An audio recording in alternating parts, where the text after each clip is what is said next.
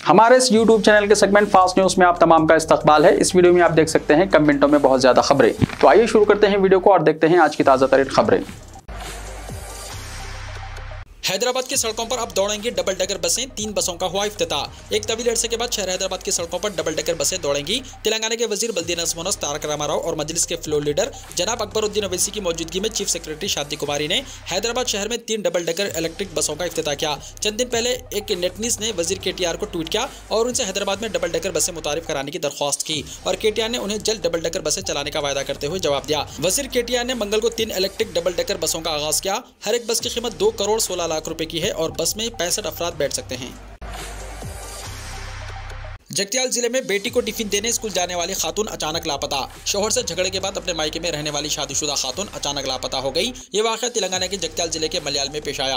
Police के मुताबिक मलयाल मुस्तखिर के अंजनेलू की बेटी अलेख्या की शादी 4 साल पहले महाराष्ट्र के जिले नांदेड़ के पूनम सुनील से हुई थी। अलेख्या जोड़े को एक 3 साल बेटी है। अलेख्या की पिछले कुछ दिनों से उसके शोहर के साथ झगड़ा चल रहा है, जिस पर वो अपने वालिदैन के घर में मुकीम है और बेटी को भी स्कूल में शरीक करवाया। पीर के दोपहर अलेख्या घर से ये कहकर निकली कि वो अपनी बेटी को टिफिन देने स्कूल जा रही है, लेकिन काफी देर तक वापस नहीं लौटी। तो उसके वालिद जो कि शाम 8 बजे तक इंतजार करते रहे, उन्होंने अपने रिश्तेदारों दोस्तों को इत्तला दी और घर के अतराफ और पड़ोसियों से मालूमात हासिल की। कुछ पता न चलने पर मुकामी पुलिस स्टेशन में शिकायत दर्ज कराई। इस सिलसिले में पुलिस ने गुमशुदगी का मुकदमा दर्ज करते हुए तहकीकात का आगाज कर दिया।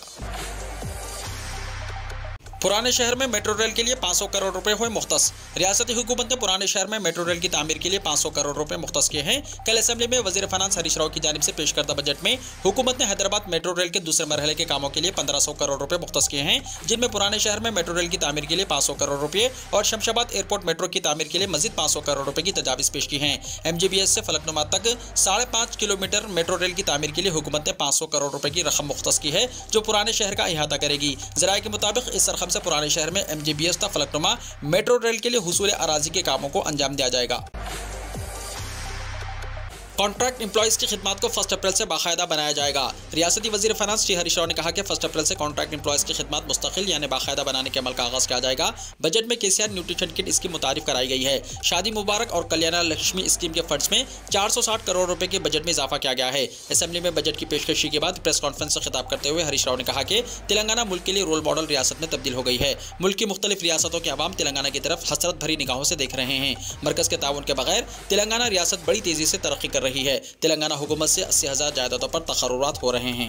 रियासत के 33 अजला में KCR न्यूट्रिशन किट स्कीम पर अमल किया जा रहा है, जिसके लिए बजट में 200 करोड़ रुपए मुख्तस किए गए हैं। शादी मुबारक और कल्याण लक्ष्मी स्कीम में 460 करोड़ रुपए का इजाफा किया गया है। सड़कों की तामीर और मरम्मत और तोसी के लिए 4500 करोड़ रुपए मुख्तस किए गए हैं। चंद यूनिवर्सिटीज में तलबा को हॉस्टल्स की सहूलत फराहम करने के लिए बजट में 500 करोड़ रुपए मुख्तस किए गए हैं। जाती जमीन रखने वाले गरीब अवाम को मकानात की तामीरात के लिए फीकस 3 लाख रुपए की अदायगी के लिए 12,000 करोड़ रुपए मुख्तस किए गए हैं।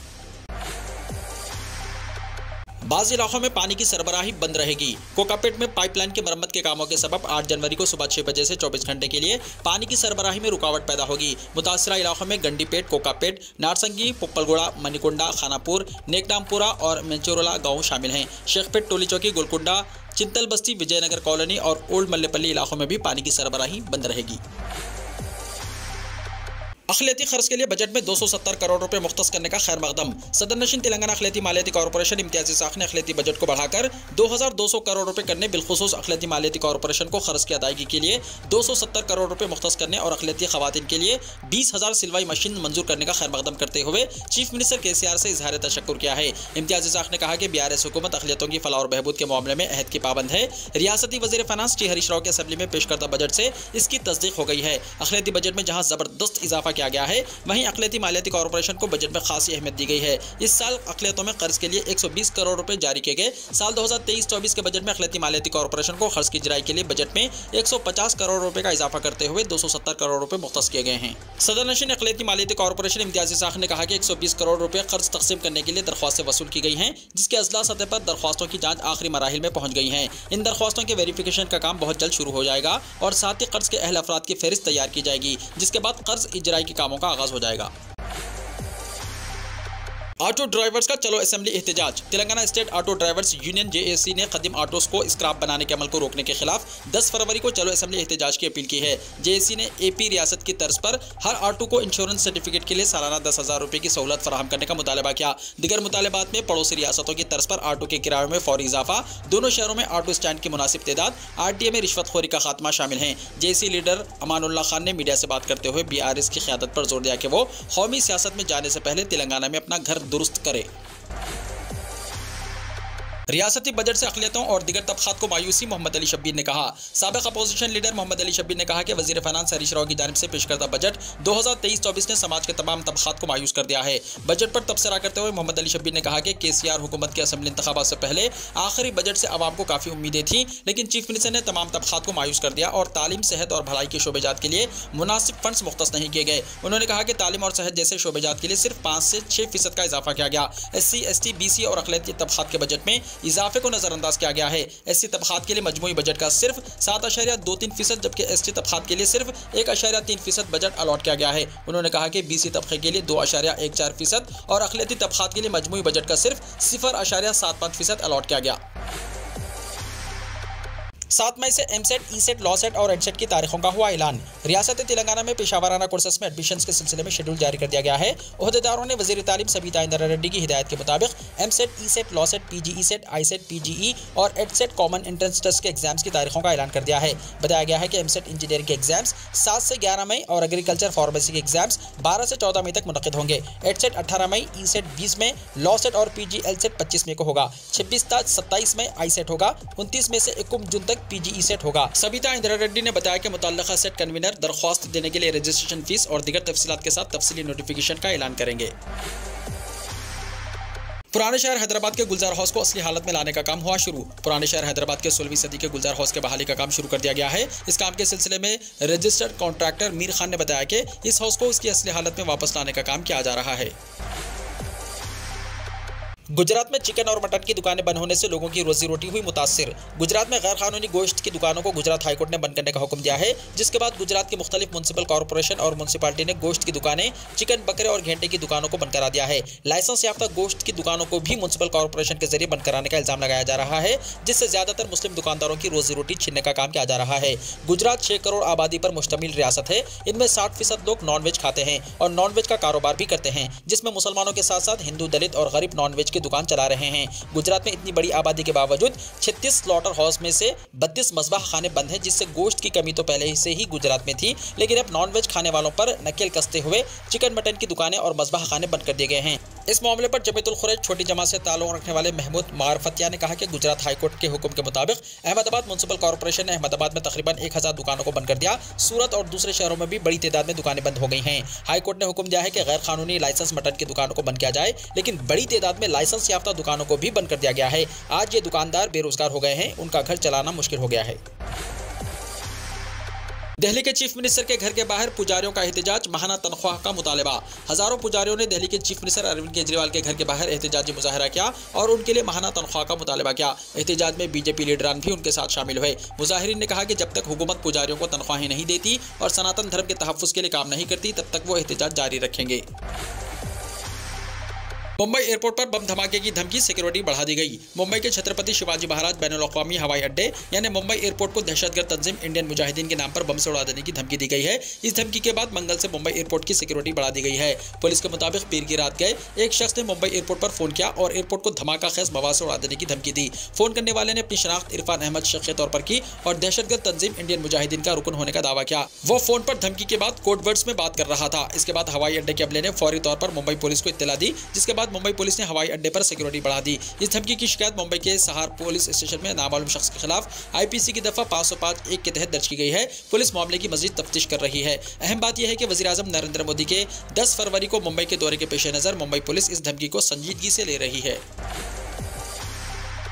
नेशनल ज़ूलॉजिकल पार्क नई दिल्ली में सफ़ेद शेरनी की सेहत की हालत। नेशनल ज़ूलॉजिकल पार्क की सबसे मुअम्मर सफ़ेद शेरनी, जिसकी उम्र तकरीबन 17 साल है और जिसका नाम वीना रानी है, उसने 4 फरवरी 2023 से खाना पीना छोड़ दिया है। तफसीली मुआयने के लिए 6 फरवरी 2023 को खून के नमूने लिए गए और खून की प्रोफाइल पिक्चर से मालूम हुआ है कि वो हेपेटाइटिस की बीमारी में मुब्तला है। उसे नेशनल ज़ूलॉजिकल पार्क नई दिल्ली के वेटरनरी ऑफिसर की निगरानी में ज़रूरी देखभाल और इलाज दिया जा रहा है।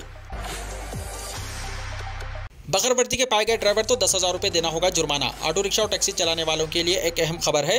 अगर आप दारुल हुकूमत दिल्ली में बगैर वर्दी के ऑटो या टैक्सी चलाते हुए पाए जाते हैं तो आपको 10,000 रुपए तक जुर्माना अदा करना पड़ सकता है। पीर को फैसला लेते हुए दिल्ली हुकूमत के महकमे ट्रांसपोर्ट ने यह हुक्म जारी किया है। महकमे ट्रांसपोर्ट ने अपने हुक्म में कहा है कि अगर ड्राइवर ड्रेस कोड पर अमल नहीं करते हैं तो ये इजाजतनामे की शराइत की खिलाफ वर्जी के मुतरादिफ होगा।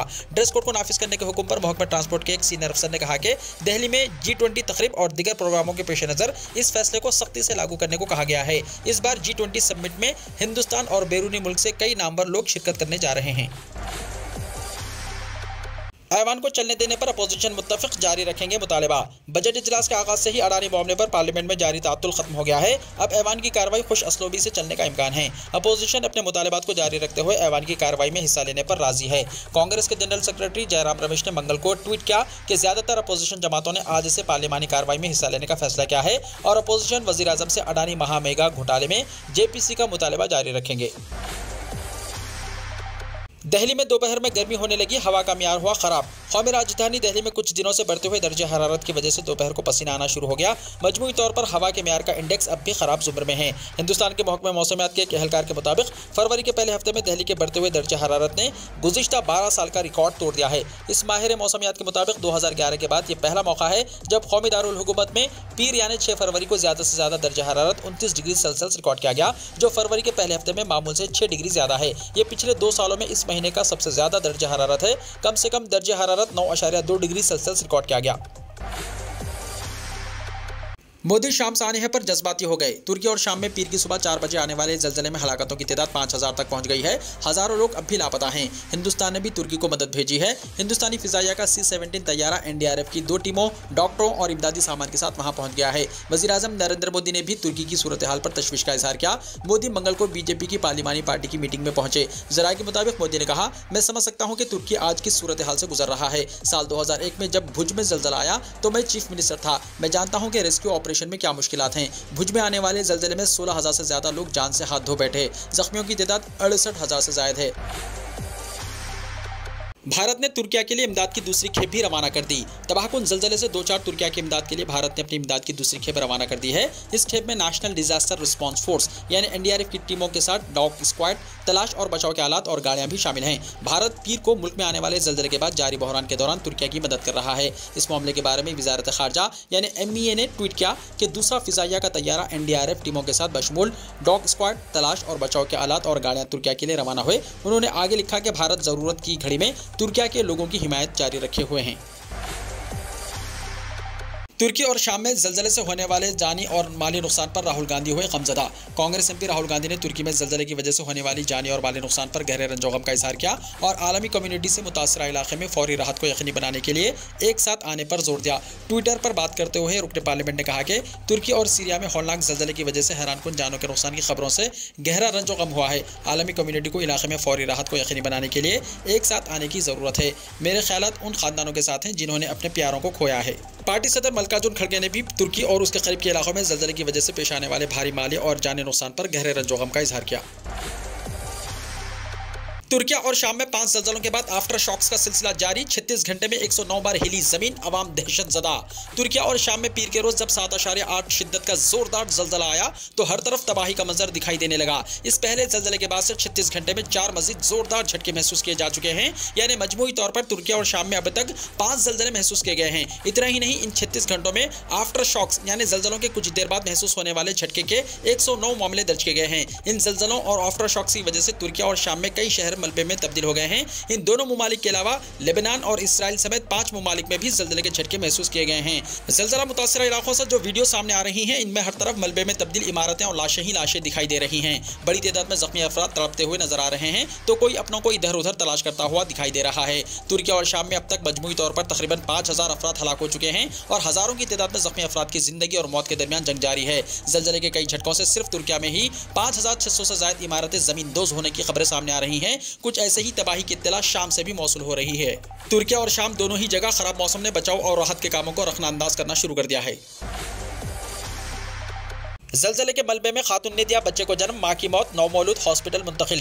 तुर्की और शाम में जलजले के बाद हर तरफ चीखो पुकार है। जलजले के मलबे तले हजारों नाशें फंसी हुई हैं और हजारों अफराद अपनी जान बचाने के लिए मदद के मुंतजिर हैं। बच्चों की आंखों के सामने माँ बाप अपनी जानें गंवा रहे हैं। ऐसे में पूरे तुर्की और शाम में गम का माहौल है। एक हामिला खातून ने जलजले के मलबे तले अपने बच्चे को जन्म दिया, जिसके बाद मां जान की बाजी हार गई। मलबे हटाते वक्त बच्चे की रोने की आवाज सुनाई दी और वहां मौजूद लोग चौंक गए। मलबे को आहिस्ता आहिस्ता हटाया गया और नौमौलूद को इलाज के लिए हॉस्पिटल ले जाया गया। ये मंजर देखकर वहां मौजूद अफराद ज़ारो ख़तार रोने लगे।